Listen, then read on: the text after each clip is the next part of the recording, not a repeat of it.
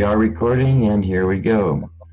Hello, everyone, and welcome to Covenant Calendar Club. We're so glad that you're here, and we pray that you will be richly blessed by the truth out of the scriptures from the mouth of our teachers concerning the calendar.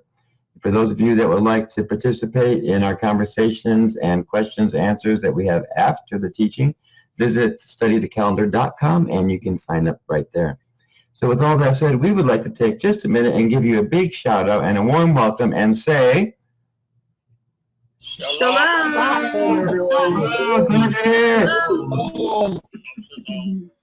And with that being said, we're going to go ahead and mute our mics and turn the computer over to our teacher for this evening, Tim and Jeanette Ashleford.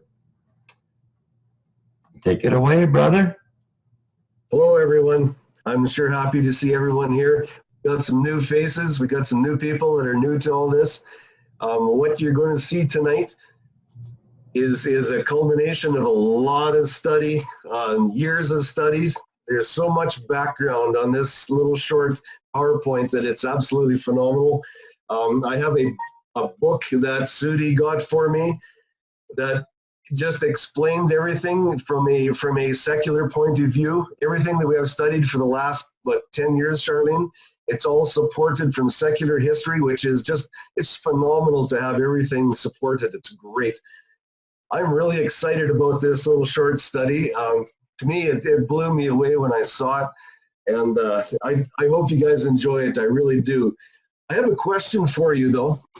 Can everybody hear me okay? I have a question for you, and this is a question that I'd like to discuss after the PowerPoint.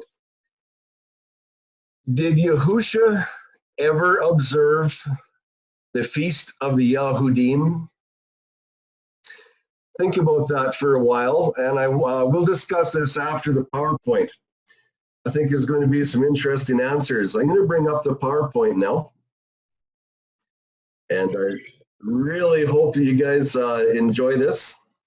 I know I enjoyed making it, and I sure appreciate the amount of work that Charlene has done for editing. For editing, I appreciate it. I appreciate working with her. It's great. Okay, here we go. Yahusha, lost and found. Was Yahusha really lost? Something to think about. Yahusha, at the age of 12, revealed responsibility and statement. And what a statement it was. Yahusha, at the age of 12 years, positively fulfilled prophecy. Come in my name. There's that Yah in Yahusha. Yahusha, at the age of responsibility, wasted no time in exposing his mission on this earth. When Yahusha, being next to death, declared, "It has been accomplished," what was it that was accomplished? I can of mine own self do nothing. As I hear, I judge, and my judgment is just, because I seek not mine own will, but the will of the Father which hath sent me. That which was accomplished is the will of the Father. That's what he was speaking about.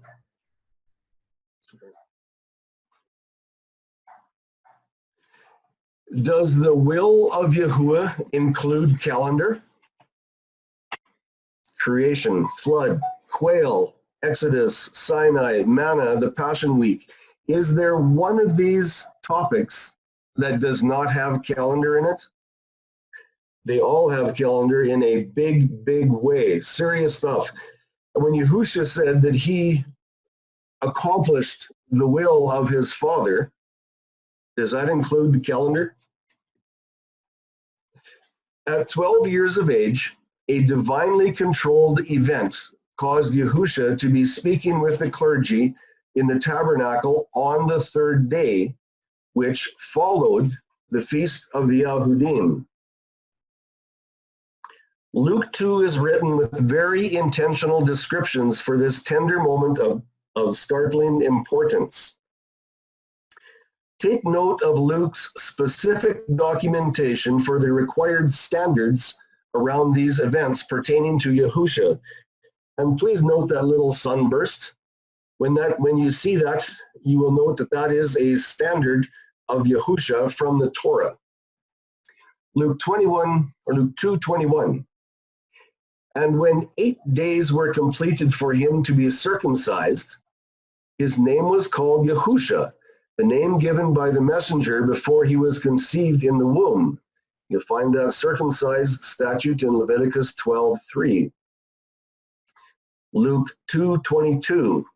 And when the days of her cleansing, according to the Torah of Moshe, were completed, they brought him to Jerusalem to present him to Yahuwah. Luke 2:23. As it has been written in the Torah of Yahuwah, every male who opens the womb shall be called set apart to Yahuwah. And Luke 2:24. And to give an offering according to what is said in the Torah of Yahuwah, a pair of turtle doves or 2 young pigeons. Luke 2:27. And he came in the spirit into the set apart place. And as the parents brought in the child, Yahusha, to do for him according to the usual practice of the Torah, note that practice of the Torah. Luke is very, very, very clear where these standards are to come from. Luke 2:39.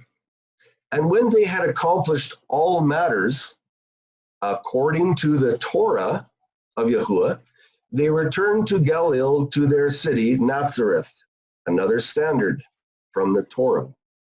Note, up to this point, Luke clearly delineates the modus operandi of event requirements as they pertain to Yahusha. Everything recorded to this point had a Torah requirement and fulfillment. Let us keep our eyes wide open and our minds even more open and ready for discernment. Here we go. Luke 2:41. And his parents went to Jerusalem every year at the festival of the Passover. The festival. Whose festival was this? Why did Luke not directly connect Yahuwah's name to this festival, as with other specified entities? Why did Luke not, as his custom was, inform us of pertinent Torah requirements and fulfillments?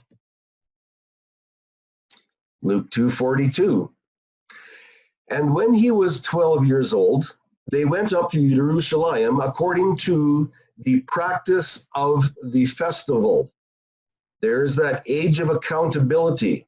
Very, very important. Ultra important. According to Luke's record of documentation, is it not strange that Luke did not say, according to the Torah, when citing this festival? What was it? It was the festival of the Pesach, and according to the practice of the festival. Interesting words. How many times have we read these words and not paid attention? Just breezed over them and says, okay, yeah, it's another feast. How often are we going to breeze over things and not pay attention to the words? Whose festivals were they? Do these terms seem a bit unusual in terms of Luke's former readings? Let's do a comparison. Here's Yahuwah's standards, according to the Torah, as it has been written in the Torah, according to what is said in the Torah, the usual practice of the Torah. So what difference activated Luke to alter his documentation to a dissimilar informative format? The festival of the Pesach, according to the practice of the festival. Does it seem a little bit generic to you? Just a question. Think about it. As Luke did not designate this specific festival as that of Yahuwah, then whose festival was it? Considering that Miriam had a good idea of just who her son was and is, carefully consider this next revelation from the scriptures and ask yourself how, and equally as important, maybe even a little bit more important, why? Number one, what extremely unusual event occurred at this festival concerning the welfare of Yahusha? Why did Luke not specify this time frame as the days of Yahuwah? Luke 2:43. When they had accomplished the days, as they returned, the child Yahusha stayed behind in Jerusalem. That term, the days, again, I ask you, is that a little bit generic? So far, it's not too unusual, but Luke 2:43 continues. His parents did not know it. Luke 2:43. Now, you remember how Mary got, or how she conceived. It was a very, very, very special conception. She knew there was something ultra extraordinary about Yahusha. She is a mother. That was her child. Is it normal to leave a child behind? Well, look at this. Was it pure chance that Miriam and Joseph, on the start of their long journey home, just happened to forget and leave Yahusha behind? Was Hasatan hoping that Yahusha was lost forever? Is it possible that Yahuwah purposely caused or blocked the knowledge of Yahusha being left behind to not enter the minds of his earthly parents? Is it possible that being left behind and found 3 days later in the tabernacle might fill some divine statutes?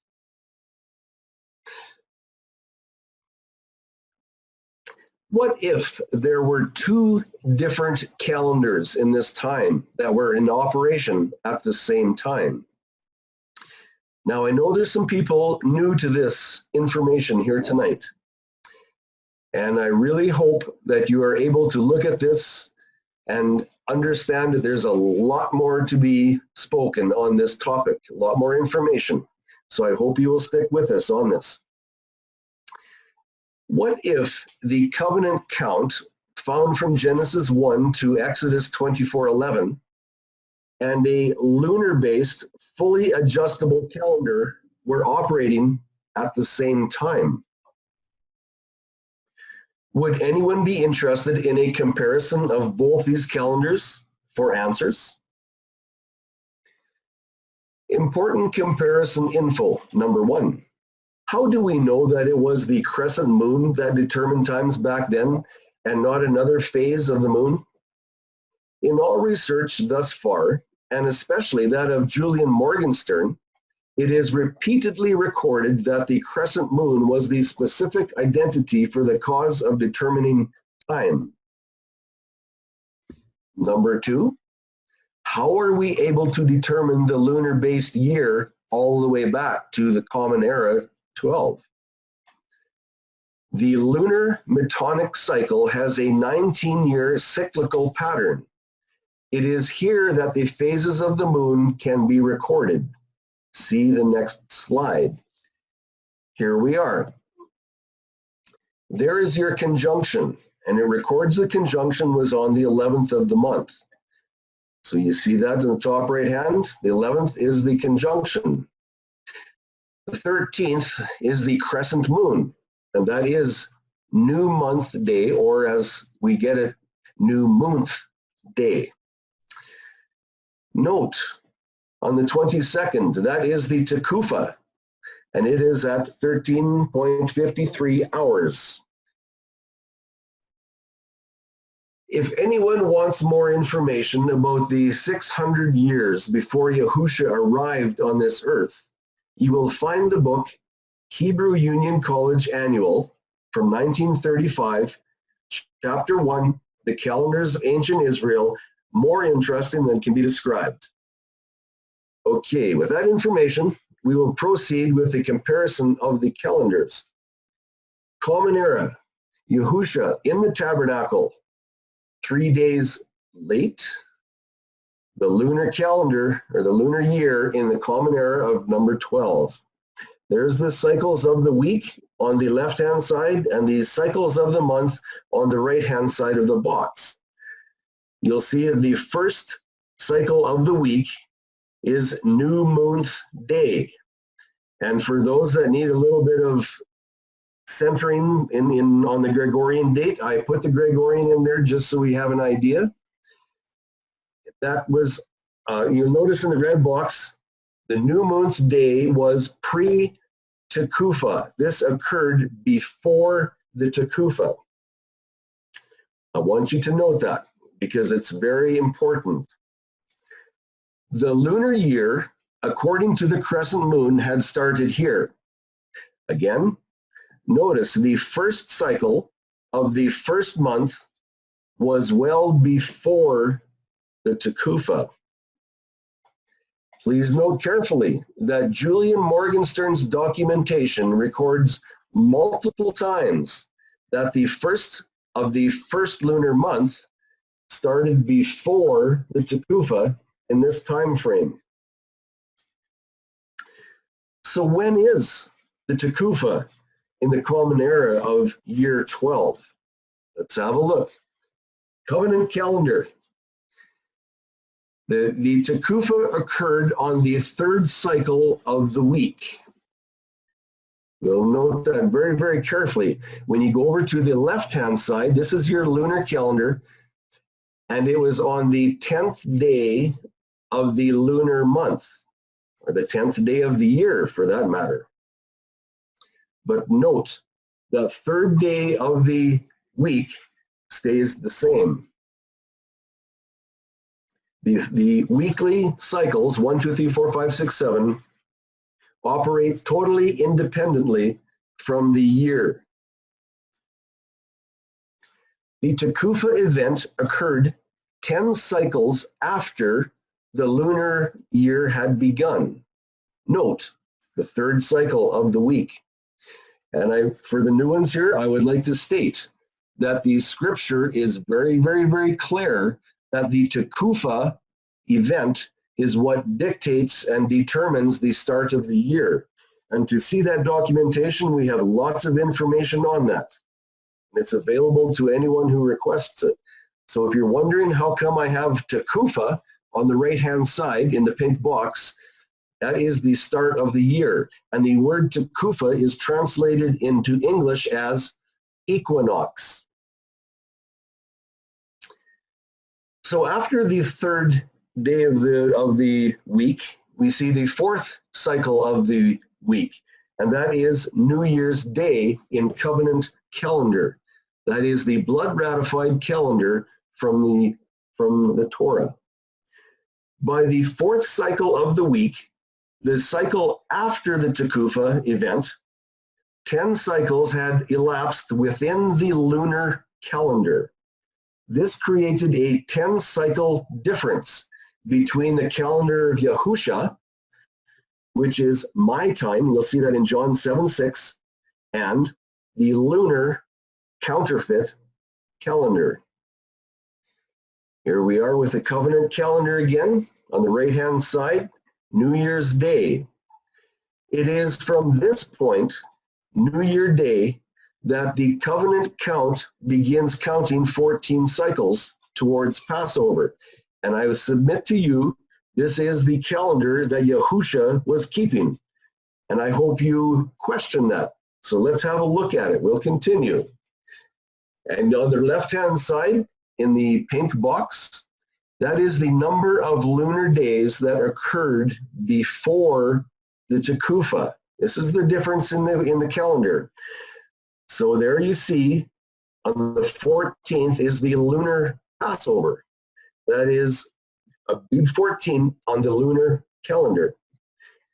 The lunar calendar had already achieved 14 cycles in the first month.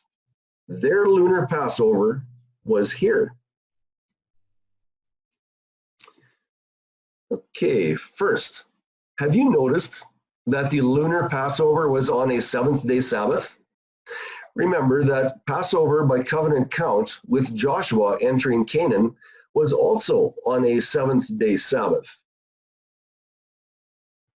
Just an interesting note. Those phrases that we were looking at earlier, at the festival of the Pesach, and according to the practice of the festival, you'll see those in Luke 2, 42, and 43. And the yellow highlights are the lunar Feast of Unleavened Bread dates. Those are the yellow highlighted numbers. And it came to be that after 3 days that they found him in the Mikdash, or that's the tabernacle, sitting in the midst of the teachers, both listening to them and asking questions. How come I have that box on the left says on the third cycle? You're going to see a lot more of this, of the third cycle. I'm stressing this and emphasizing it for a very, very specific reason. Again, on the third cycle. It was the third cycle of the week, and Yahusha was found in the tabernacle by his distraught earthly parents. And having seen him, they were amazed. And his mother said to him, Ben, why have you done this to us? See, your father and I have been anxiously seeking you. To which Yahusha answered, and he said to them, why were you seeking me? Was Yahusha insinuating that they should have very well known of his whereabouts? Not because he was lost, but because, wist ye not that I must go about my father's business? You'll note that from the Bishop's 1538 Bible. That's why the spelling is a little bit different. I kind of like that Bible. What does the NASB say? Same verse, translated. Don't you know that I had to be in my father's house? Interesting. It was the third cycle in that highly specific week. What is the very sad documentation in the next verse? Luke 2:50. But they, Yahusha's parents, did not understand the word which he spoke to them. Yahusha's earthly parents did not understand the Melchizedek administration. They did not understand the counterfeit deception of the lunar calendar that had quietly usurped their allegiance to Yahuwah and had misplaced and diverted their worship to an evil god, Ha-Satan. Same verse again. I must go about my father's business. They did not understand that Yahusha, the Word, was preparing to be the next Melchizedek Kohen HaGadol and must execute Exodus 23:14-17 perfectly. Why must Yahusha observe Exodus 23:14-17 exactly, including proper calendar timing? Very briefly, because Exodus 23:14-17 is within the everlasting covenant which was agreed to 3 times by the Hebrew nation before it was blood ratified, then sealed with a meal. You'll find that in Exodus 24:1-11, and that would be for eternity. I'll say that again, for eternity. Yahusha must observe the feast of Yahuwah, or feasts, I should say, with absolute impeccable timing and nothing short of it. Yet the earthly parents of Yahusha had been deceived and misled through the insidious assault of lunar teachings from generations past. Now, I want to bring up this book that Sudi brought to me about the one that Morgenstern wrote. The 600 years before Yahusha arrived on this earth, the calendar was all over the board. It is documented the amount of changes that was in those calendars leading up to Yahusha coming to this earth. It is absolutely astounding. I had no idea there were so many changes. So yes, they had been deceived and misled through these various lunar teachings. The words of Yahusha, "Do you not know?" reveals a stunning fact that they, Joseph and Mary, did not know about the timing of the covenant calendar of Yahuwah. They did not know the Kodesh timing of the feasts. They did not start their new year according to the Tekufa. The lunar system they followed, according to the practice of the festival, Luke 2:42, had them on an entirely different schedule. What did Yahuwah say about the lunar system of determining time? When you come to appear before me, who has required this from your hand to trample my courtyards? That would be to desecrate and profane. Stop bringing futile offerings and incense. It is an abomination to me. Is there any more of a condemning word from Yahuwah than abomination? Let's look at those abominations. New moons, Sabbaths, the calling of meetings. Could those be the feasts? I am unable to bear unrighteousness and assembly. My being hates your new moons and your appointed times. They are a trouble to me, and I am weary of bearing them. And when you spread out your hands, I hide my eyes from you. That is a terrifying statement. Even though you make many prayers, I do not hear. Another one. Your hands have become filled with blood.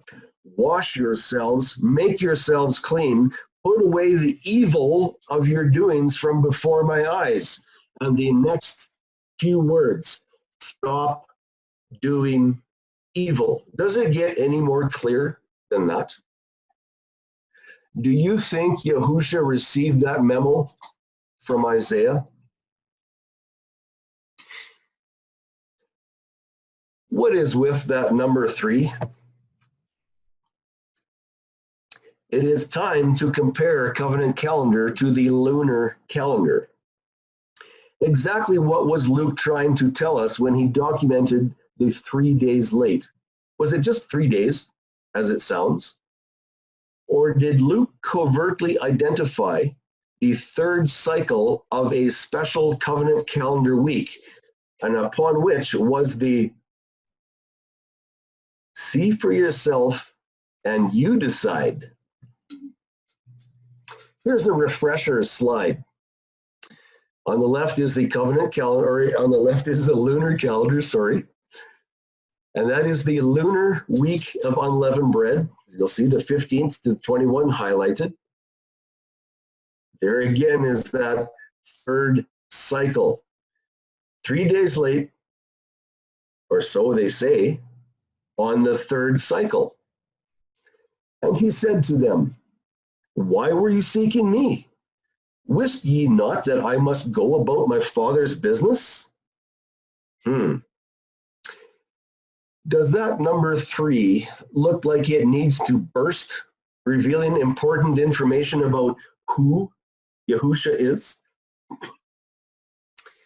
At this point, the question can be asked, just who is this Yahusha, and what should be his course of actions according to his statements?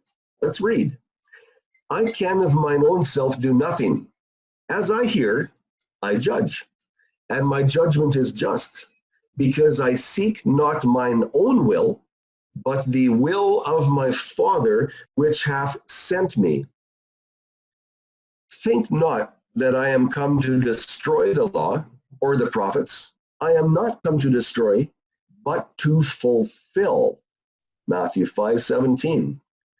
Can we expect Yahusha to observe the covenant calendar of Yahuwah in spite of all other instruction? Is it possible that Yahusha, at the age of responsibility, 12 years old, made a bold statement concerning him following the will of his Father? Consider his words of intentions. John 4:34. Yahusha said to them, my food is to do the desire of him who sent me and to accomplish his work. John 6:38. Because I have come down out of the heaven, not to do my own desire, but the desire of him who sent me. This and other verses make it quite clear that Yahusha's full intention was to do the will of his Father, Yahuwah. Question: is covenant calendar within this intention? We shall see. We're going to restart the covenant calendar so there's no mistake in the counting. There it is, the Tekufa, and then on the 4th cycle is New Year Day. But look on the left-hand side, that is the 10th day of the year in the lunar calendar. Interesting, 10 days difference.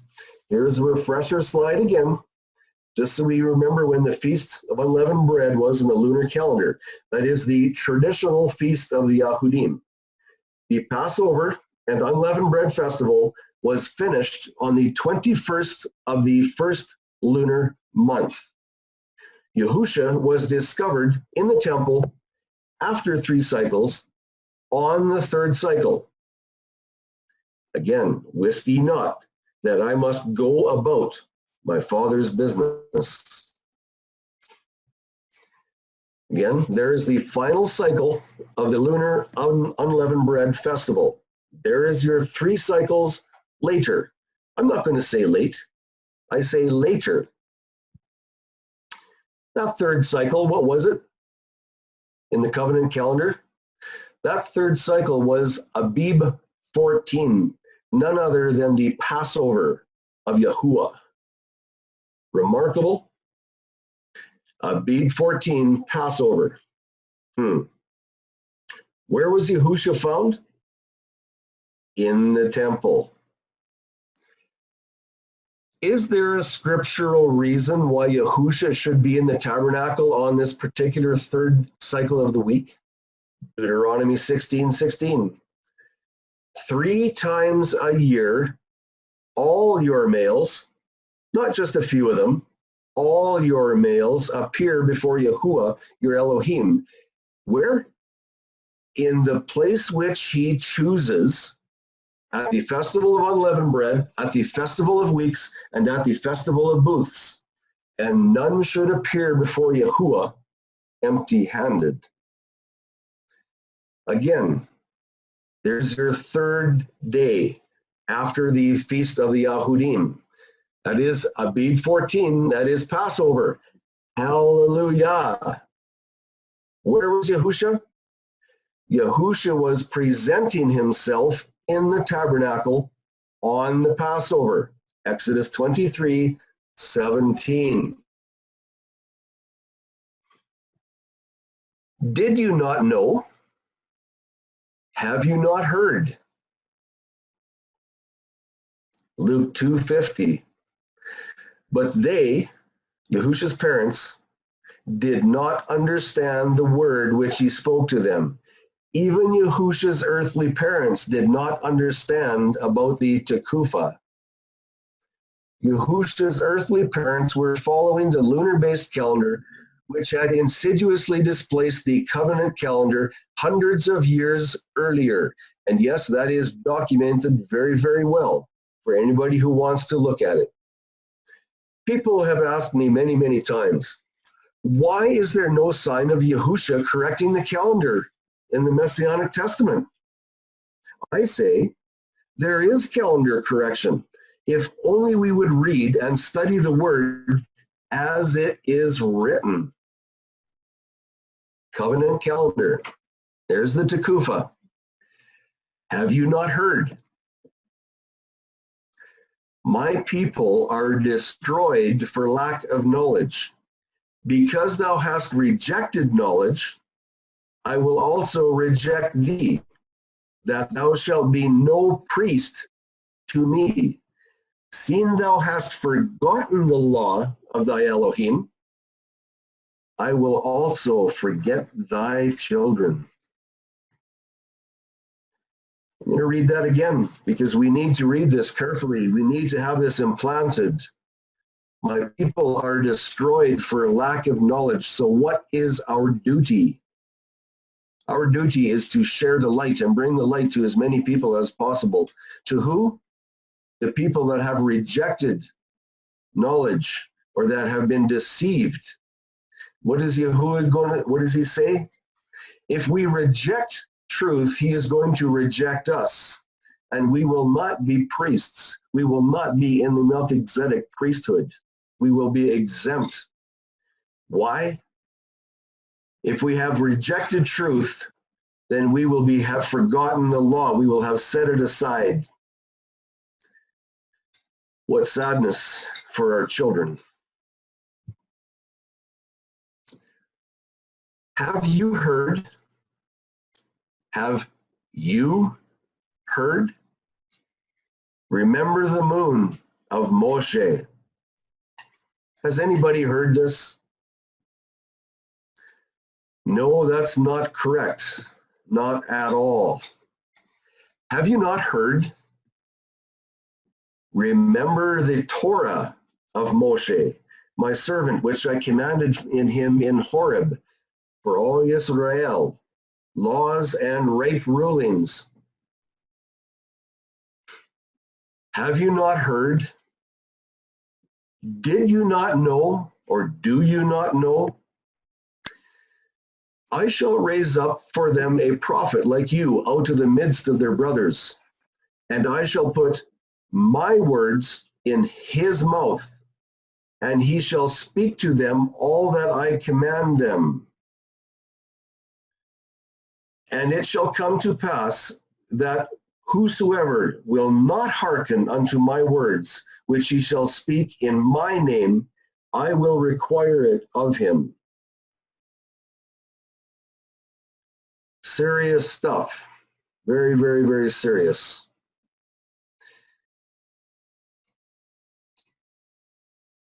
Have you not heard? Do you not know that I must be about the matters of my Father? Yahusha spoke these words of the Father. Yahusha set the example of abiding by the covenant calendar. Have you not heard about the Tekufa or the equinox? And you shall rejoice before Yahuwah your Elohim, you and your son and your daughter, and your male servant and your female servant, and the Levite who is within your gates, and the stranger and the fatherless, and the widow who are in your midst. Where? At the place where Yahuwah your Elohim chooses to make his name dwell. This is just one of the statutes that Yahusha was obeying and fulfilling when he was observing, presenting himself on the Passover of the covenant calendar. When? 3 cycles after the feast of the Yahudim, or the Jews. Once again, we see the final cycle of the lunar unleavened bread festival on the 21st. There is your 3 days. Again, on the right is your Torah covenant calendar, and it is the Passover. Yahusha had the experience of observing the feasts of Yahuwah on a different calendar than the Jews in his earlier years. Later, in John 7:19, with this experience in mind, is it any wonder that Yahusha, upon the calendar topic, declared, "Yet not one of you does the Torah"? Let me emphasize that one more time. Yet not one of you does the Torah. Who is he speaking to? Was it the Pharisees? Where has our lunar, not ours, I should disclaim that, where has the lunar calendar come from today that everybody goes after? Is it not documented from the exact same people that Yahusha said, "Yet not one of you does the Torah"? On the left is the moon, the crescent moon, and there's the question mark. There is your 3 days. Yahuwah's word, the Ruach HaKodesh. And I ask you, from whom do you glean your instruction? The rabbis or the scriptures? Questions? Please send your comments or questions. Send them all to Charlene. She's really good at answering. No, you can send them to me too. But let it be known that I sure appreciate the working with Charlene. I am fully blessed to be in contact and work with her. Okay, let's go for a stop share. Good job. Questions, anyone? We got some questions? Some comments? Observations? I always have a comment. I'm sorry. That's great. I was sitting here shaking my head the whole time, in tears, everything. It's so sad. It's so sad to know that his own parents didn't know. Now, I wondered so many times why it would say the Jews Passover or the Jews this, the festival of the Jews. It always says that. And I was reading something the other day, I can't remember where I was, and it talked about the law of Moses said, it was in Luke, right where we were. The law of Moses said to do this, and then the law of Yahuwah said to do this. It was like one scripture here and the next one there, a total difference. One was a law of Moses and one was a law of Yahuwah. And I was like, why did it separate those two? So this was wonderful. And it answered to me what I already knew about this reference to the Jews' festivals. They weren't his at that time. So just amazing. And just, like I said, all I could do was shake my head the whole time. Thank you. Praise Yah. Praise Yah. I think Brenda had her hand up next, and then Tori, and then Walter, and then... Good evening. Thank you. Good evening, Brenda. Thank you very much. Tim, I have a question. I think I saw on your slide when you were doing the calendar and you were figuring out the time and the relationship to Passover. Were you saying 12 year as in 12 CE? Because what came to mind is I've seen some estimates that Yahusha may have been born like in 3 CE or 4 BCE or so. And I know with the calendars and everything that even with if it had been a different year, it could be, the same times as well. But was that what you were saying? 12 CE? Absolutely, that's what I'm saying, 12 CE. You're seeing kind of the first of the information coming out that's going to prove that to you. We have a lot of information that is going to be coming out in the future that positively, specifically, and absolutely identifies the 12th year or 12th year of the Common Era as his 12th year of age. There's a lot more coming. I can't bring it out right now, but it's coming. That's all I can say. And it's interesting stuff. There's so many things that point towards this year and the future years coming that are, it's unmistakable that it's positively identified. Put it that way. Well, I can't wait to see it. Thank you. You're very welcome. I enjoyed making this. I loved making this. When I first saw that those 3 days later after the Feast of Yahudim, when I first saw that, I had chills run down my spine. I just, whoa, boy, it's incredible. Yeah. Tori has her hand up, and I have a question after Manny. So, Tori, go ahead. Could we refer back to slide number 22 and get the name of that book that was on that slide? I'll type it into the chat if you give me a few minutes here. Okay. It'll be a hard book to find, and I must thank Sue for finding it for me. I tell you, I am so thankful, big time. Thank you. Okay, so the name of that book is going to be in the chat. That brings up something too. If you want to save chats after they're done, if you click on the button that says More, it'll give you an opportunity to save the chat. So